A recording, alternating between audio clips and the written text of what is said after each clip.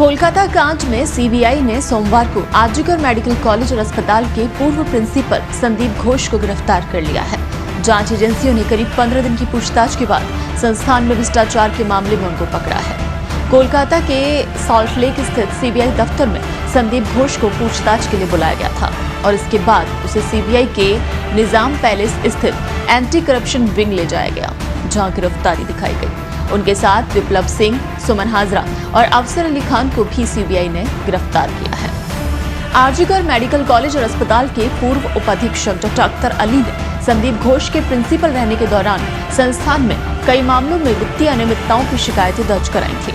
इसमें अस्पताल में लावारिस शवों की तस्करी, बायोमेडिकल कचरे के निपटान में भ्रष्टाचार, निर्माण निविदाओं में भाई भतीजावाद जैसे आरोप लगाए गए थे। इसकी जांच पहले कोलकाता पुलिस कर रही थी, लेकिन हाईकोर्ट के आदेश में जांच सीबीआई को सौंप दी गई। 19 अगस्त को संदीप घोष के खिलाफ कोलकाता पुलिस ने आईपीसी की धारा 120B, 420 और भ्रष्टाचार निवारण अधिनियम 1988 की धारा 7 के तहत केस दर्ज किया।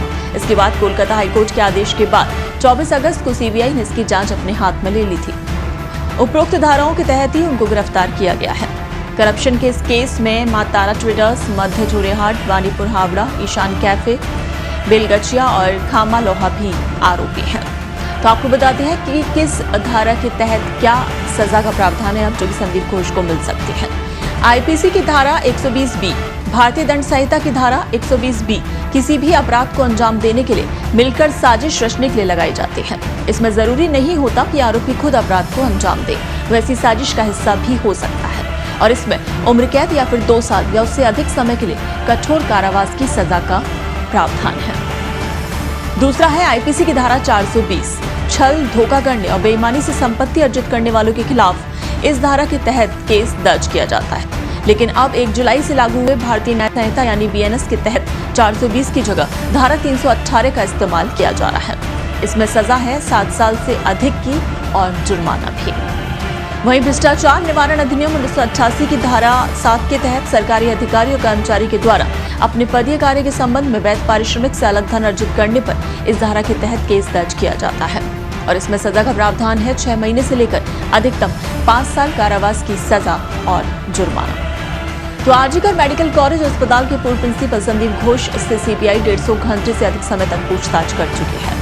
9 अगस्त की सुबह एक पोस्ट ग्रेजुएट ट्रेनी डॉक्टर के रेप और हत्या की जांच के सिलसिले में भी उनसे पूछताछ की गई।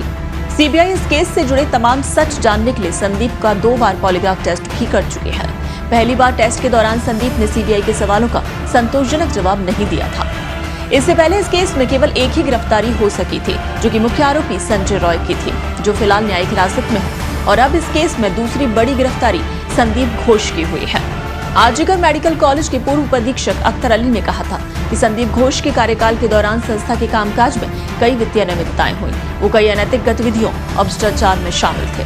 छात्रों को जानबूझकर फेल किया जाता था, फिर पास कराने के नाम पर पैसे लिए जाते थे। इसे लेकर उन्होंने विजिलेंस कमेटी के सामने शिकायत भी की थी, जांच का हिस्सा भी बने, लेकिन फाइनल रिपोर्ट से पहले उनका ट्रांसफर कर दिया गया। अख्तर अली ने यह भी दावा किया कि महिला डॉक्टर से हुई दरिंदगी का मुख्य आरोपी संजय रॉय पूर्व प्रिंसिपल संदीप घोष की सुरक्षा में शामिल था, उनके बाउंसर के रूप में काम करता था।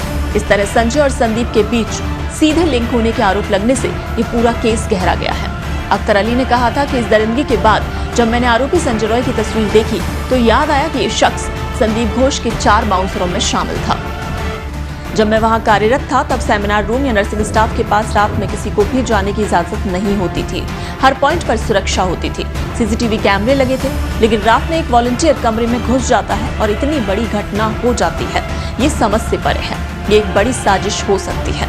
इस जघन्य हत्याकांड के खुलासे के बाद लापरवाही के आरोप भी संदीप पर लगे हैं। उन्होंने लीपापोती की कोशिश की थी। यानी कुल मिलाकर ये कहा जा सकता है कि संजय रॉय मुख्य आरोपी ना होकर मुख्य आरोपी कोई और हो सकता है, यानी संदीप घोष भी हो सकता है, क्योंकि जिस तरह से ये जानकारी सामने आ रही है कि संजय रॉय जो कि संदीप घोष के बाउंसरों में शामिल था।